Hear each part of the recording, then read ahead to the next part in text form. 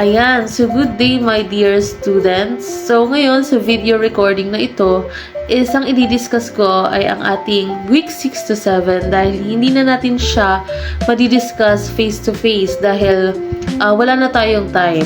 So next week kasi is ang ating discussion is week 8 to 9 dahil iyon din ay kasama sa inyong first quarter examination. So ngayon is i-discuss ko through video recording itong week 6 to 7. So samahan nyo ako hanggang dulo. Okay, so this is the learning competencies for this week or for this lesson. So at the end of the lesson, you as a learner will be able to first recognize your own limitations and possibilities. Second, evaluate your own limitations and the possibilities for your transcendence. Third is to recognize how the human body imposes limits and possibilities for transcendence. And the last is to distinguish the constraints and possibilities for your transcendence. So let's proceed to our first concept. So first, we're going to discuss the human person as an embodied spirit. So ngayon, bago tayo mag-dig deeper or pag-usapan ng mas malalim kung ano nga ba yung human person na yan, is i-define muna natin kung anong ibig sabihin ng embodied. So subjan, the most direct connotation in mind when we say embodied is that it is being materialized or incarnated. So what is the meaning of that? So being materialized is your idea is turned into reality or into a product. Okay? So lahat naman tayo is may idea tayo sa mga bagay, tama? Like for example, yung pinagawa ko sa inyong performance task last time, yung performance task number 2 nyo, which is poster making. So, doon sa poster making na yon is meron doong theme or topic, tama? So, when you read the theme or the topic is, may idea na kayo kung paano nyo i-differentiate through drawing yung truth and opinion. So, yun yung being materialized. Ano? Yung idea nyo, yung nasa isip nyo is na to turn into a product. So, ano yung product na yun? Yun yung poster making, di ba? Yun ay nakikita at nahahawakan. So, how about naman sa incarnated? So, dito sa incarnated na yan is yung characteristic ng isang tao is may parang kinakatawan din ng tao. So, paano natin malalaman yon? Paano natin malalaman yung isang characteristics? Through the actions of the human. Like for example, ang characteristics ng characteristics ay mabuti. So, paano natin mapapakita yung mabuti na characteristics? So, through the actions of the human. So, paano nga ba na masasabi nating mabuti ang isang tao? 'Di ba? So, sa paggawa niya ng maganda. So, yun yung incarnated. Ini-incarnate ng isang tao ang isang characteristics through his or her actions. Next naman is when we say embodied spirit naman, it is an inseparable union of the body and the soul. So, kaninong philosopher ito? Kay Aristotle. So, naniniwala siya na ang body and soul ay iisa at hindi pwedeng maghiwalay. So, another definition naman ng embodied spirit is ito yung driving force natin in terms of the way we think, the way we say the words, or the way we do actions. Ito yung driving force natin or ito yung nagdidikta sa atin kung paano tayo kung ano yung sasabihin natin, kung ano yung iisipin natin, at kung ano yung mga gagawin nating actions. So, that is embodied spirit. Next naman, so embodied spirit, it enables us to know our potentialities and limitations. So it also encompasses us to a thorough and deeper understanding of ourselves as a unique creatures united by the body and soul. So as a human person is alam natin kung ano lang mga strengths and weaknesses natin, alam natin yung mga skills natin, alam natin kung paano tayo mag-set ng limits or ng boundaries sa ating sarili. sarili. So, yun yung kaibahan natin sa other living creatures na ginawa ni God. So, marunong tayong mag-isip. Marunong tayong mag-control ng ating emotions and ng ating actions. So, yun ang ating kaibahan sa other living creatures.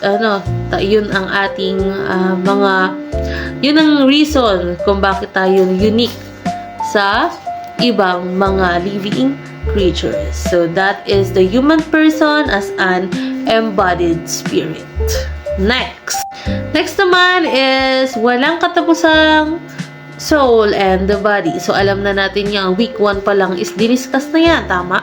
So, ngayon is ang soul, the general definition of the soul involves the concept of life.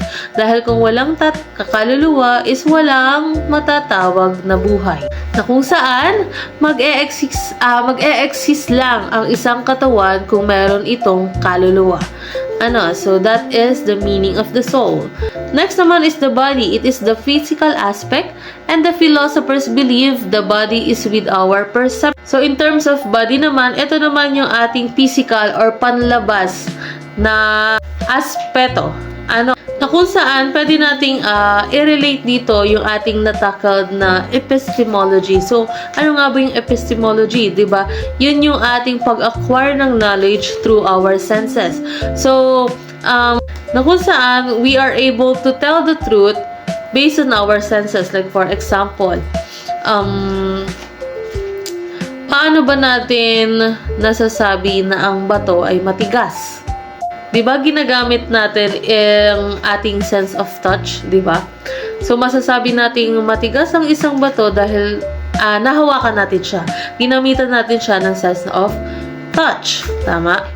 So, that is the definition of the body according to the philosophers. Ayan, so dadako naman tayo dito sa iba't ibang katawagan ng isang tao. So, kung saan, i-discuss natin kung ano ang kahulugan ng bawat isa, in terms of philosophical perspective. Dahil, alam ko na nasa isip nyo ngayon is iisa lang ang kahulugan yan. Pero when we talk about it in philosophical perspective, magkakaiba po iyan. So let's start first with the man. So first is man. So traditionally, man has been used to refer to human beings in general sense. Historically, it often meant adult male, but in older usage, it was also a generic term for humans regardless of gender. So dito sa man, so in terms of man, ito ay ang pangkalahatan.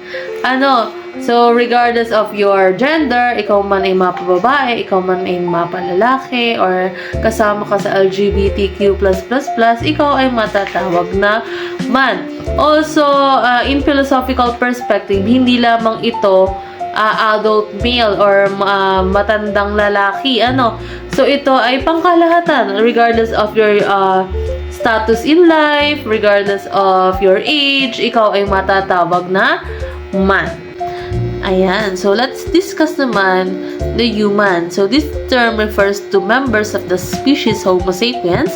It denotes the biological and evolutionary aspects of our species. Kung sa man is general sense, ito naman is nagpo-focus siya sa biological and evolutionary aspects, na kung saan papasok dito ang theory ni Charles Darwin, which is the evolution of man. So, doon sa theory niya na yon is, ang tao daw is nagmula sa unggoy. And dito sa human, papasok yung evolutionary aspects kasi in terms of the physical aspects of man is, habang tumatagal is nagbabago. Patuloy na nag-e-evolve. May changes na nangyayari. So, that is the definition of human according to philosophical perspective. Tatandaan lang ang word na biological and evolutionary. Tatandaan din na may changes, in terms of the physical. In terms of the physical aspects. next. Ayan, so next naman is person. For the person, Charis. Now, this term emphasizes individuality and personal identity. It encompasses not only the biological, but also the psychological, social, and legal dimensions of being. So, dito naman sa person, it focuses on our individuality and identity. Na kung saan pinag-uusapan na dito ang ating mga rights and responsibility as an individual. So, it's not only emphasizing the biological aspect but also the psychological or kung paano tayo mag-isip as an individual, social, kung paano tayo makipagsalamuha as an individual, and the legal dimensions of being. So, as a person, we are aware of our actions. So, alam na natin kung ano yung tama at kung ano ang mali. So that is the difference of person in man and human. So, dito ay meron na tayong rational thinking. So, the last one naman is ang human person. So, it integrates both the biological and personal identity aspects of being human. So, it emphasizes the combination of our physical nature with our individual personhood. So, ano ba ang ibig sabihin yan? So, iyan na po ang ating complete self. Iyan na ay pinagsama-samang yung man, yung person, at saka yung human. So, ito ay ating complete self na So, additional information naman, papasok na din dito yung ating moral judgments na kung saan as a human person, meron tayong sinusunod na mga rules and laws na magdedetermine if yung actions ba natin is naaayon sa ating nature as a human person. So, that is a human person, complete self na pinagsama-sama yung diniscuss natin kanina, yung man, person, and human. Yan ay pangkabuuan na. Yan ang ating last sa pag-define kung ano nga ba ang tayo as a tao in philosophical perspective. So, dako naman tayo sa iba't ibang philosophical perspective of the human person. So, philosophy views the human person through various perspectives and lenses. So, i-discuss natin dito or papalawakin pa natin ang ating discussion kanina about the human person. Ayan, so first perspective is the biological perspective. So, na-discuss na rin ito kanina. So, considers human person as a part of the natural world and a product of evolution. So, ang keyword dyan ay ang evolution. So, biological perspective, may buhay. Habang may buhay, ay nagbabago or nag-evolve ang ating physical aspects or ang ating katawan. So, dyan din papasok ang theory ni Charles Darwin na tayo ay nagmula sa unggoy. So, nakikita niyo dyan yung evolution mula sa Dryopithecus hanggang sa modern man. So, yan ang biological perspective. Nagmula tayo sa unggoy. Theory ni Charles Darwin, which is the evolution of man. Gets? See? So, ito yung mga other traits and capabilities of humans. Kung masasabi ba na ikaw ay tao. So, ang tao marunong magplano. Ang tao marunong mag-innovate. Ang tao ay creative. Ang tao ay marunong makipag-communicate through through language and through writing. Also, ang tao marunong gumamit ng technology. And ang tao ay may symbolic interaction as an evidence by religion and art. So, meron tayong relationship with God. Meron tayong mga kanya-kanyang religion. So, ang aso ba, may religion ba sila? Wala. Ang plants, may religion ba sila? Wala. So, that is the humans or the capabilities of the humans na wala sa other living creature. So, next naman ay ang psychological perspective. So, it emphasizes human behavior and thought processes in analyzing and human nature, guide someone's interpretation of individual's behavior. So, dito is papasok yung influensya ng mga taong nakapaligid sa atin.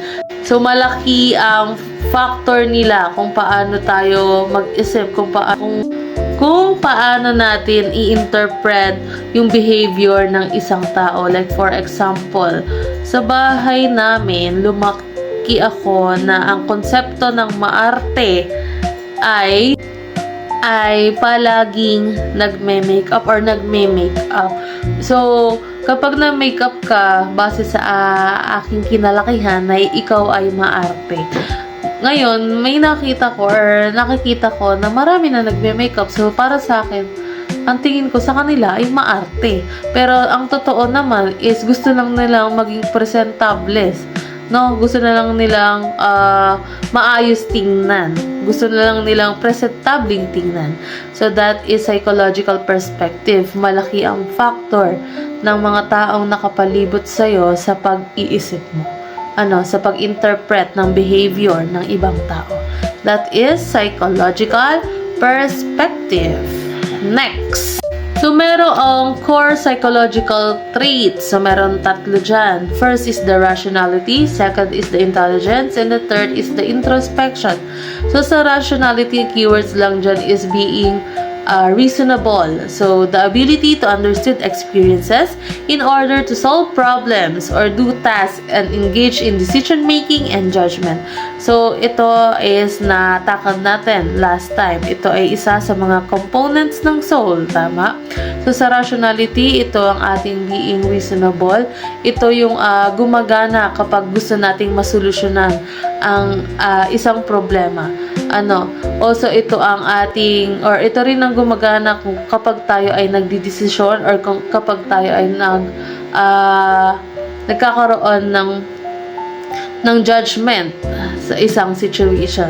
So, yan ang rationality. Next naman ay ang intelligence. So, the ability to perceive information, store knowledge, and apply it in various situations. So, sa intelligence, ang keywords dyan ay perceive information. Paano ba natin naiintindihan ang mga information na pumapasok sa utak natin? Like ngayon, yung ginagawa nyo ngayon, intelligence ang ginagamit nyo. Bakit? Kasi kayo ay nakikinig at kayo ay nag-i-store ng mga information na sinasabi ko. So, that is intelligence. Also, i-apply nyo ito sa next week dahil meron after ng week na ito or week 6 meron tayong quiz. So, ayan. Yan ang intelligence. It is the ability to perceive information or to understand information and also store it and apply it in various situations. Next naman is the introspections. From the word intro, it is the ability to examine one's own conscious thoughts, feelings, and mental states and capacity for self-reflections. So, from the word itself, intro. So, inside. So, tandaan lang dito ay ang self-reflection. So, dito na papasok yung pagtatanong natin sa ating sarili kung tama ba ang ating mga ginagawa, kung anong mga dapat pang gawin para masolusyonan ang mga bagay-bagay, kung ang isang action ba pag ginawa natin is magiging maganda ba ang resulta, or kung after ng resulta ba, yung resulta pa is ayon sa gusto mo or sa objective mo or sa goal mo. So, that is introspection, self-reflection. Okay. So, para mapadali ang inyong buhay-buhay, ay meron tayong inihandang mga keywords dyan. So, sa rationality, it is being reasonable, problem-solving, decision-making, judgment, and logic. Sa intelligence naman, papasok dyan yung knowledge, yung perception, application, learning, and understanding. And sa introspection naman, nandyan ang self-reflection, awareness, consciousness, self-examination, and thoughtfulness. So, yan ang pinagkaiba ng tatlong psychological traits. So, let's proceed sa 3 levels of mind according to Sigmund Freud. So, first is meron tayong conscious mind, second is the pre-conscious mind, and the last is the unconscious mind. So, let's discuss first the conscious mind. So, it is the part that governs awareness. So, kapag conscious mind is you are on your state of mind, you are aware of what's happening around you. So, na-discuss din natin to sa isang branch ng philosophy, which is the phenomenology. Tama? So, meron tayo dung two involved, the insiders and the outsiders. So, sa mga conscious mind, yun yung mga insiders. Sila yung mga actively involved. Sila yung may alam or sila yung nandoon mismo sa pangyayari. Sila mismo yung naka-experience. They are aware of what is happening around them. That is conscious mind. Next naman is the pre-conscious mind. It contains thoughts and memories that are not currently in our conscious awareness but can be easily brought into consciousness. Like for example, meron isang bagay na nagpapaalala sa'yo. Papasok dyan yung pre-conscious mind. Wherein, hindi mo naman talaga or wala naman talaga siya sa isip mo. Hindi mo naman talaga siya naaalala. Pero may isa kang bagay na or may certain thing kang nakita na nagpabalik ng memories na yan. That is pre-conscious mind. Like for example, in the past, merong binigay sa'yo ang iyong ex-boyfriend na isang teddy bear. So, nasa kwarto mo siya. Ngayon is, hindi mo naman talaga naaalala yung ex mo. Pero nung nakita mo yung teddy bear, bigla mo siyang naaalala. That is pre-conscious mind. Another example is, for example, habang naglalakad ka, wala naman talaga sa isip mo yung isang tao na yun. Pero yung naamoy mo, yung pabango, ng tao na yun, is may naalala kang ibang tao. So, that is pre-conscious mind. Merong mga bagay na nagpapaalala sa'yo. Kaya nagpapop up bigla yung memories in the past. Yan, that is pre-conscious mind. And the last is the unconscious mind. It consists of latent or repressed emotions, thoughts, and desires. So, magandang halimbawa dito ay ang deja vu. Diba? Ayan, na kung saan is mapapatanong ka na lang na parang nangyari na to. So, hindi mo naman talaga exactly maalala. Parang nangyari na siya in the past. That is unconscious mind.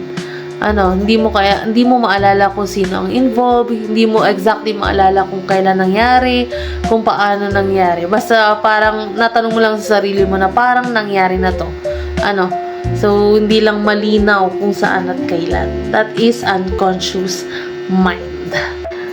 Ayan. So, next perspective naman ay ang economic perspective. So, it focuses on human person's ability to engage in productive activities in an effort to meet his wants and needs. So, as a person, meron tayong mga kanya-kanyang pangangailangan. Meron din naman tayo kanya-kanyang kagustuhan. So, yun lang ang tatandaan kapag economic perspectives. Our needs and wants. So, sa economic perspective, papasok ang theory or concept ni Abraham Maslow. So, ayan ang theory or concept ni Maslow na pinamagatan niyang the hierarchy of needs. So, base sa kanya, ayan daw ang mga pangangailangan na kailangan ng tao.